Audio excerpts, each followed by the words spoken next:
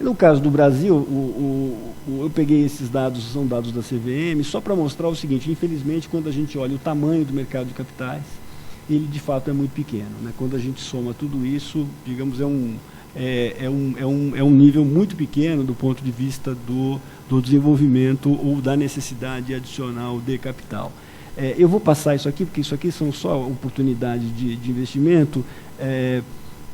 O Hernani já mostrou esses dados, né? Eu só ilustrando que quando a gente pensa nos projetos de desenvolvimento, nós estamos falando de mais ou menos metade BNDES e o restante são os bancos, né? Eu trago aqui porque em muitos desses casos o funding é do BNDES, mas o risco é da instituição bancária privada, portanto o BNDES repassa o funding, mas o risco está na instituição. Portanto, você, ao receber o recurso do BNDES, você faz o repasse, tem um spread de risco e você assume, portanto, o risco. Está no seu balanço, você tem que alocar capital, enfim, fazer todos os procedimentos. Então, para todos os efeitos, nós estamos falando de um risco privado nestas operações, né?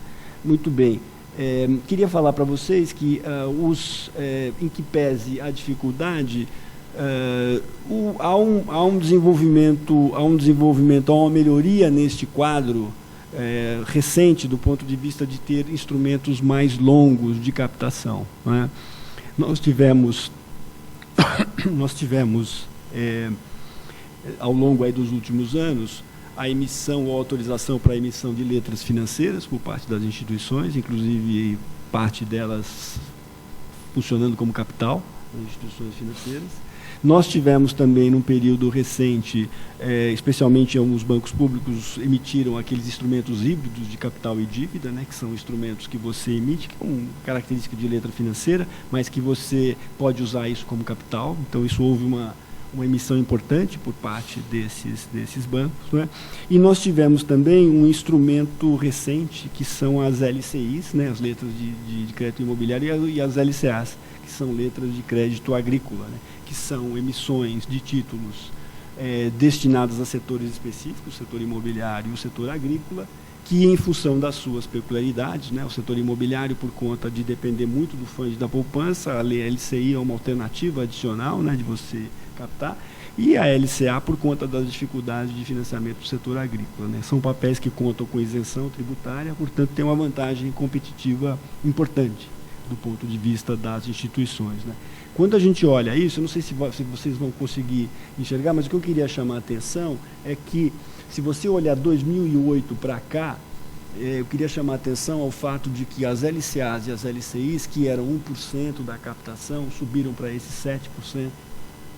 E aquela linha clarinha, que é de baixo para cima, a penúltima, instrumentos híbridos de capital e dívida, letras financeiras subordinadas e as letras financeiras normais, né? A subordinada é que ela entra como capital, portanto, como ela entra como capital, quem compra esse papel assume um risco adicional, porque ele vai, se a instituição financeira quebrar, ele vai ter que esse papel vai usar para pagar os credores, portanto, vai funcionar como capital, né? Então, ele é um credor, mas ele eventualmente pode virar um acionista do banco numa situação difícil. O papel paga mais, ele recebe um prêmio por isso, mas ele é um papel mais arriscado, porque ele integra o capital da instituição.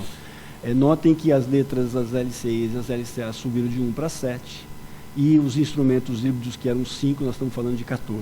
Queria, enfim, mais uma vez agradecer, dizendo, é uma agenda muito específica, né? Mas, como eu disse a vocês, quando a gente olha do ponto de vista geral, e eu disse a vocês, esse assunto eu venho discutindo há um bom tempo, quando a gente fala de financiamento privado de longo prazo, dificilmente vocês conseguem escapar de equilíbrio macroeconômico, inflação baixa e taxa de juros de curto prazo muito baixa, quer dizer, como uma pré-condição absolutamente fundamental. Depois você passa por instrumentos de funding, que é o ponto que a gente colocou aqui. Você passa por uma discussão de aperfeiçoamentos regulatórios, que é essa ideia de você tentar minimizar o risco do ponto de vista de quem está alocando o capital naquela operação.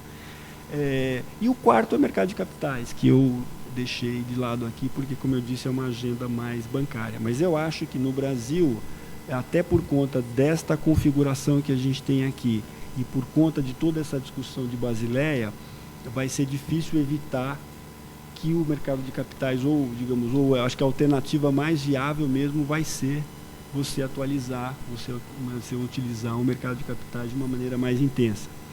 Ou seja, os bancos eventualmente originam as operações, aqui eu estou falando de Banco do Brasil, assim como estou falando de Caixa e estou falando dos bancos privados. Provavelmente os bancos vão originar as operações, vão financiar junto com o BNDES o início dos projetos, e quando os projetos forem mais maduros, provavelmente vão a mercado de capitais distribuir esses projetos. E, portanto, quem acaba carregando esses projetos vai ser mais o mercado de capitais. Esse que é eu acho que o panorama geral, e como eu disse, o que eu trouxe aqui alguns pontos específicos que a gente discutiu na federação, de como melhorar um pouco o arcabouço regulatório para permitir que o setor privado participe mais do financiamento de longo prazo.